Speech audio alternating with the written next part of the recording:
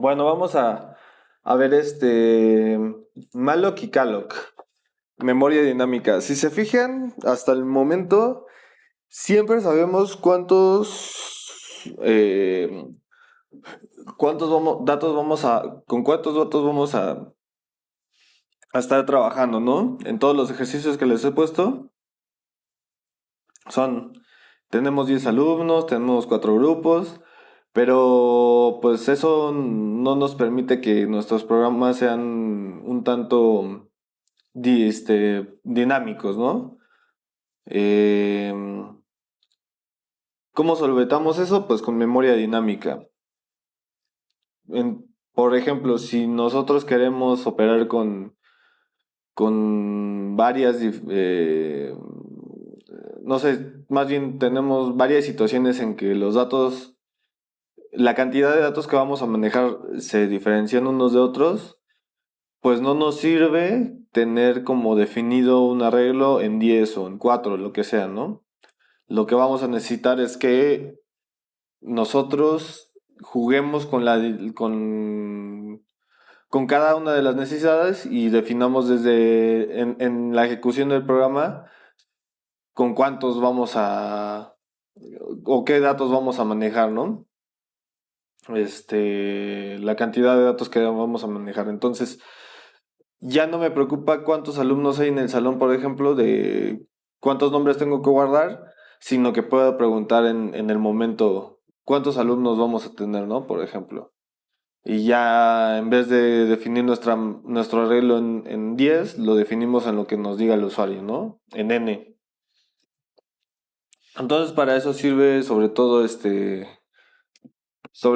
malloc. Malloc es de memory allocation. Reserva un bloque en un tamaño específico de bytes. Y aquí tenemos la sintaxis. Eh,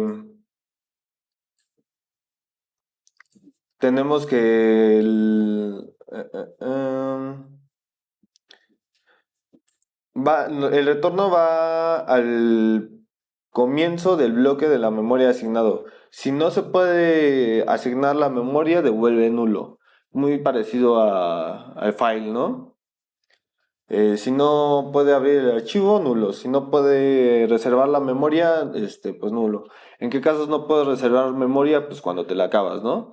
Si tienes 8 gigabytes de RAM y usaste los 8, pues al 8.1 que quieras usar ya no vas a poder usarlo y te va a regresar que ya no pudo eh, guardar el puntero hacia una nueva localización de memoria. Y bueno, aquí nada más le pasamos lo que sería nuestro tamaño. Si necesito guardar para una variable entera, que eso no tendría sentido hacerlo, porque pues nada más eso es una variable, pero supongamos que es para una variable entera, pues le pasamos el size of un entero, ¿no? Ya hemos operado con size of, lo vamos a ver todavía más. Este, y bueno, aquí nada más un detalle, que malloc no inicializa la memoria que nos reserve, como hemos visto en los arreglos. Tampoco nos lo inicializa, siempre inicia con basura. Si ustedes imprimen lo que reservan en memoria cuando declaran un arreglo o una variable, pues se van a dar cuenta que son cosas sin sentido, ¿no? Ya hasta que nosotros le ponemos un valor, es que nos imprime un 7 o un AC o lo que sea que estemos, con lo que sea que estemos trabajando, ¿no? Pero antes no tiene realmente, mm, no tiene realmente ningún sentido lo que esté guardado ahí.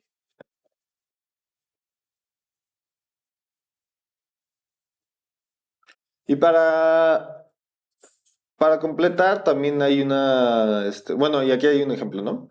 Tenemos nuestro arreglo en int y supongamos que necesitamos que el arreglo sea de 10 posiciones.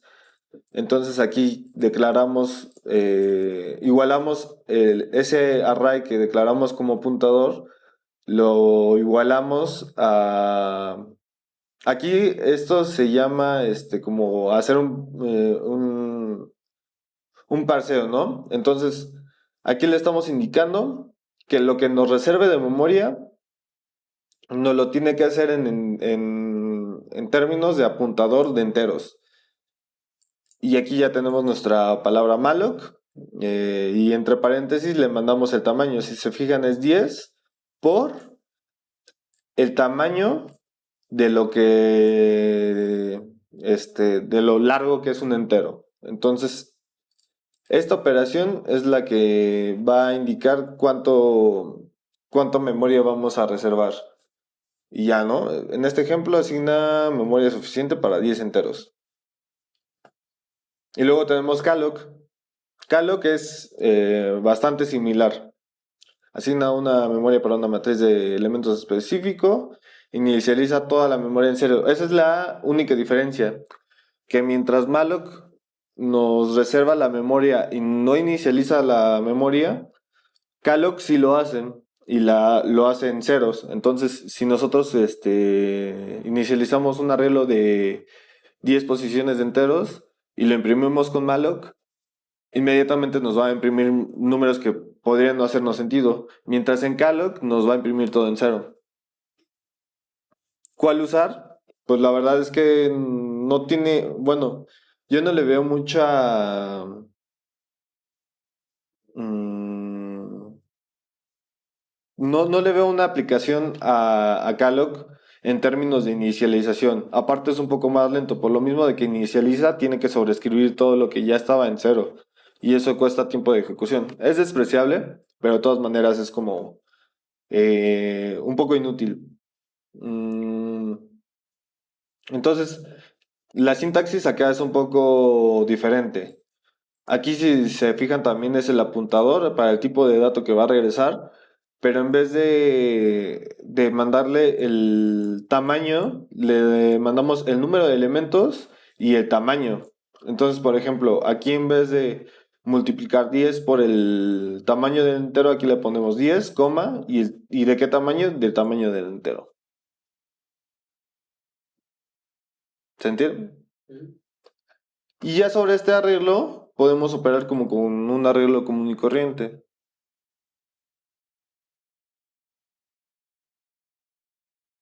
Y bueno, aquí ya dice las diferencias claves, no inicializa la memoria asignada y malloc toma un único argumento, lo que les acabo de explicar, ¿no? Pero bueno, igual lo subo. Entonces vamos a checar cómo se ve esto en código. Aquí está malloc y calloc. Em,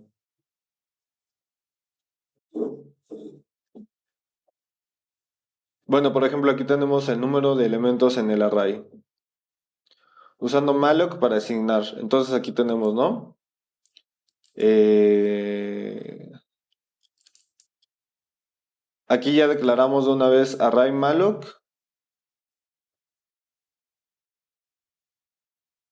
O sea, lo inicializamos array malloc y le ponemos igual a. Déjenme, para que esto no se confunda tanto. Supongamos que lo.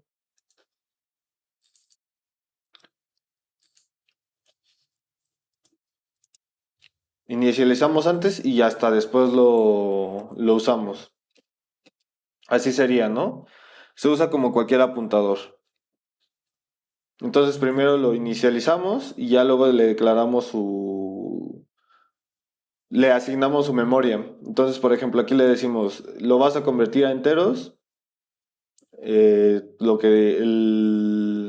espacio que te venga acá, y el espacio que quiero es que sea n por el tamaño de lo que es un entero.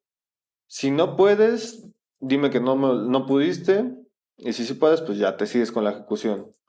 Y lo mismo en calloc. Como ven aquí, en vez de ser una multiplicación como acá, son dos argumentos, donde es el número de elementos y el tamaño después. Y lo mismo, ¿no? Si no pudiste, y aquí ya vamos a ver cómo nos imprime basura en malloc y cómo nos debe de inicializar todo en cero con calloc, de i hasta n. Libera memoria asignada. Ah, bueno, ahí me faltó. Igual que ¿cómo se llama? Que los archivos también podemos liberar y lo correcto es liberar la memoria y siempre usar esta función que se llama free. Entonces con esto nosotros liberamos la memoria. ¿Por qué es importante liberar la memoria? ¿Por qué se imaginan que es importante liberar la memoria? Para que no se llene. Para que no se llene. Si estoy en mi ejecución de programa y estoy usando que memoria que no está utilizada, entonces eventualmente alguno de estos me va a enviar error, ¿no? Porque ya no va a tener memoria para asignar y nos va a decir, ¿sabes qué? Ya no te puedo asignar memoria. Pero si hacemos una buena práctica y vamos liberando memoria, entonces nunca se nos va a congestionar, ¿no?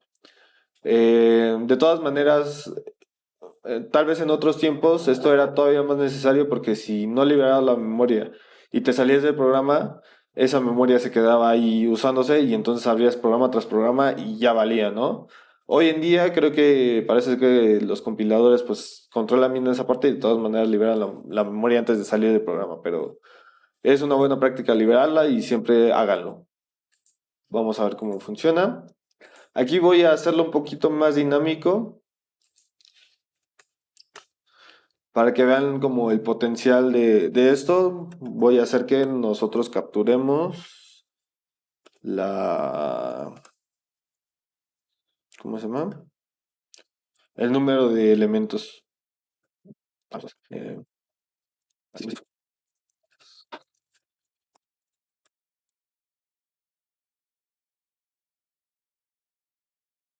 Ahí está, ¿no? Entonces, por ejemplo, ¿cuántos elementos quieren apartar? 5.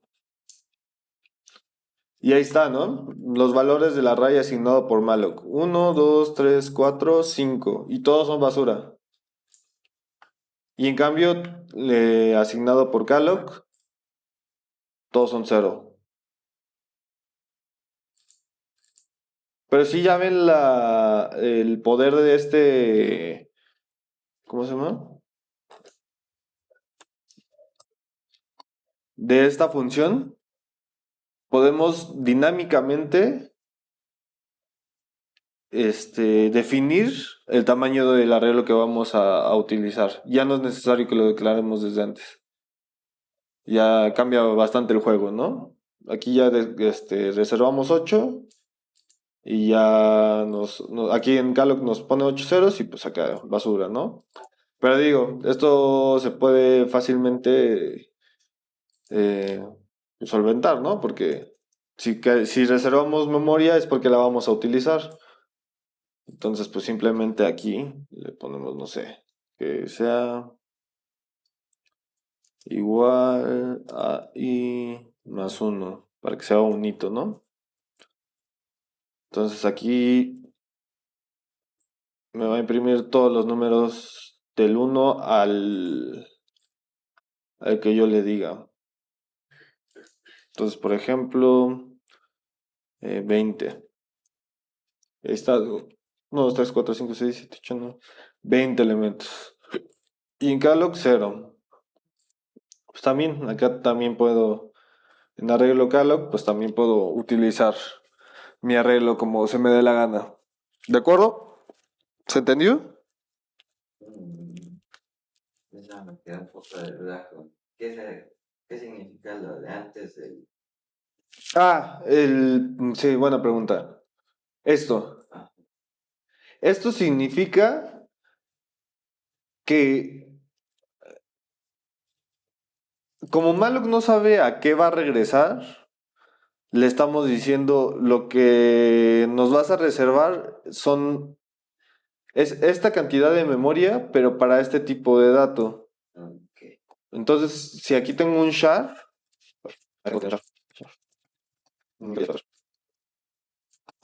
digo, aquí si te das cuenta va a imprimir uno y 2, ¿no? Porque te acuerdas que char también es la representación del carácter de un número. Aquí sin problema nos imprime uno y 2, pero es más corto la cantidad de memoria. Porque entero usa 4 bytes y Shard usa nada más uno. Entonces es menos la memoria que usa. Y al final malloc solo te va a devolver el apuntador al principio de ese, ¿cómo se llama? De esa memoria que te reservó a ti. Y ya sobre ese puedes operar como si fuera un arreglo normal. ¿De acuerdo? Bueno, eso es en cuanto a arreglo de datos simples. Pero pues como podrán adivinar, podemos asignarle también a datos más complejos como lo es una estructura, ¿no? Entonces, por ejemplo, aquí tenemos una estructura justamente de un estudiante donde tiene nombre de 50 caracteres y un grado. Y bueno, aquí ya podemos ingresar el número de estudiantes y podemos asignar la memoria de estudiantes, ¿no? Entonces decimos, resérvame n estudiantes del tamaño de student y pónselo a este arreglo student. Y ya, si students es igual a nulo, no lo puedo reservar. Si sí, entonces podemos nosotros ingresar manualmente los estudiantes el número de veces que nosotros le marquemos. Y al final los podemos imprimir. ¿Ven que no hay ninguna diferencia entre lo que hemos venido usando en estructuras y cómo se usa malloc? O sea, a partir de acá ya todo es lo mismo. No hay ninguna diferencia. Seguimos usando los índices normal, seguimos usando el número de... Con la única diferencia que no tenemos esta I, no esta N, perdón, definida, sino que la definimos sobre la ejecución del programa. Pero en realidad todo el chiste está acá.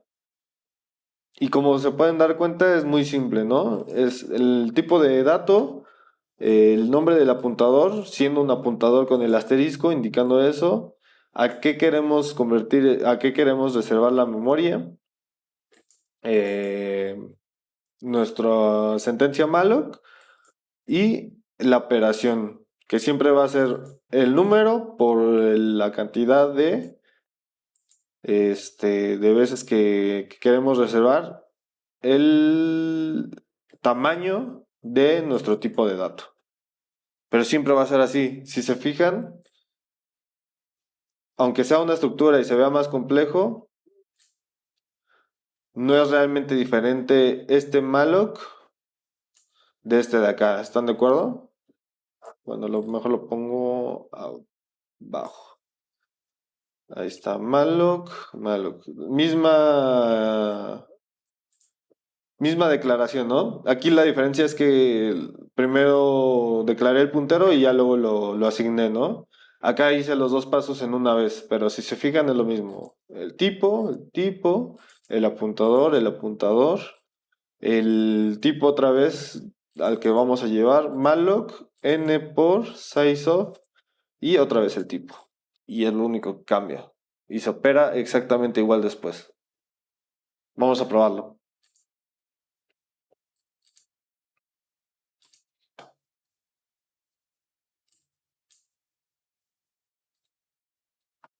Y ya le ingresamos, no sé, queremos 3 estudiantes para no tardarnos tanto. Nombre del primer estudiante, calificación del primer estudiante, nombre del segundo estudiante, calificación del segundo estudiante, nombre del tercer estudiante, calificación del tercer estudiante. Y ahí está, ¿no? Le dijimos que 3, nos pidió 3 y nos imprimió 3.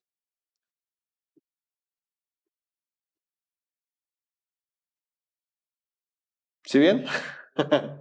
No está difícil según yo. Y por último, las matrices. Pero esas si quieren ya las vemos la próxima clase con más detenimiento. Porque aquí sí ya va a ser doble apuntador. Pero no se preocupen, es lo mismo. Pero creo que sí es conveniente que no me no me vaya mucho como, ¿cómo decirlo?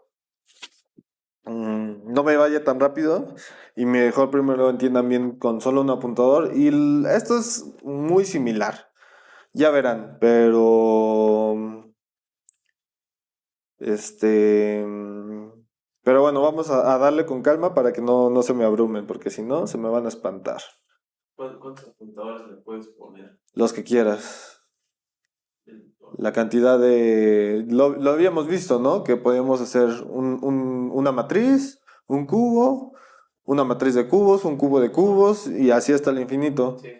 Depende de cuántas relaciones quieras, ¿no? Pero pues tú ya tienes que ver ahí. Por ejemplo, ¿para qué se les puede ocurrir que quieran reservar una matriz en memoria dinámica? Pues para guardar múltiples datos de tal vez una persona, ¿no? Por ejemplo, pues ya de por sí, el nombre necesitas un arreglo. Y si necesitas varios nombres, ya necesitas una matriz. Entonces podrías reservar memoria para varios nombres, ¿no? Podrías, por ejemplo, decir, bueno, tengo bien definido que los nombres no son más de 50 caracteres. Ok, pero de todas maneras, ¿cuántos nombres vas a...? O sea, no puedes como reservar la mitad y luego, o bueno, no sé si se pueda. Luego veo. Pero por ejemplo, supongamos que aquí en vez de tener name, tenemos names y es una matriz. Ah, pues de hecho desde aquí ya es como que se queja. Sí, sí, sí. No podemos como decir, pues que cada nombre tenga 50, ¿cómo se llama? 50 caracteres disponibles y ya después defino cuántos nombres quiero. Pues ya viste que no se puede, ya desde aquí se está quejando. Lo tienes que definir. Por ejemplo, ahí podría tener 3 nombres de 50 caracteres cada uno. Pero para eso necesito malloc. Porque tal vez sí puedo decir, pues es que sí sé que voy a tener 50 nombres. Digo, 50 caracteres para cada nombre, pero no sé cuántos nombres voy a tener. Y podrías, por ejemplo, tener, mm, por ejemplo, aquí rows columna, podrías tenerlo como constante y ya las otras las puedes ir definiendo conforme ejecutas el programa. No sé si me expliqué. Pero bueno, ese de las matrices lo vamos a ver la próxima semana. Pero sí, de que pues obviamente puedes necesitar matrices reservadas dinámicamente, puedes tenerlas.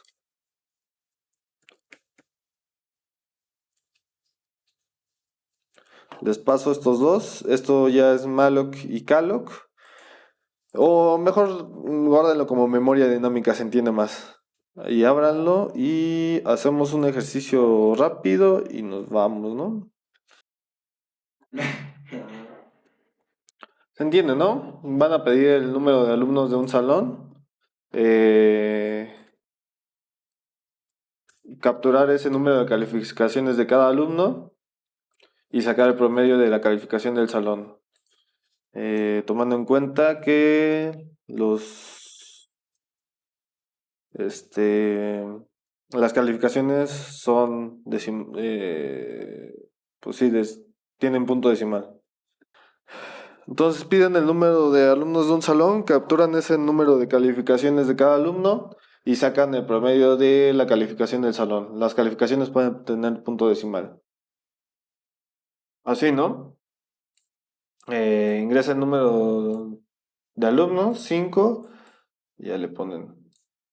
Bueno, ahí no le puse punto decimal por rápido, pero número, la calificación del alumno 1, 2, 3, 4, 5. La van capturando y ya el promedio del salón es 8.4. Está muy simple, ¿no? Según yo. O sea que por así decirlo, el malloc, vamos a suponer que en este caso crea, o más bien una variable la hace como arrays. No, podrías instanciar un solo dato. Pero eso no, o sea, porque lo que regresa es un apuntador, ¿estás de acuerdo? Entonces, podrías instanciar solo una variable. Si esa variable la declaras como apuntador, la puedes, vamos a hacer. Por ejemplo, aquí, pues así de simple. En vez del n, y ahí, nada más porque se llama arreglo, pero si le ponemos x, ¿estás de acuerdo que esto es una variable? Y se acabó. Entonces no la hace arrays, más bien tú la puedes ocupar como arrays porque esa memoria ya está reservada para que la uses como la quieras usar. Pero esto no tiene sentido si te fijas. ¿Por qué habrías de...? Como asignarle el mismo espacio a esa cosa. Sí, ¿por qué habrías de asignarle espacio a algo que puede ser simplemente esto? Ya. Tiene sentido cuando es arreglos nada más. Bueno, pues ya vamos a ir checándolo, ¿no? Sí. Bueno, pues muy simple, ¿no? Con este creo que tenemos.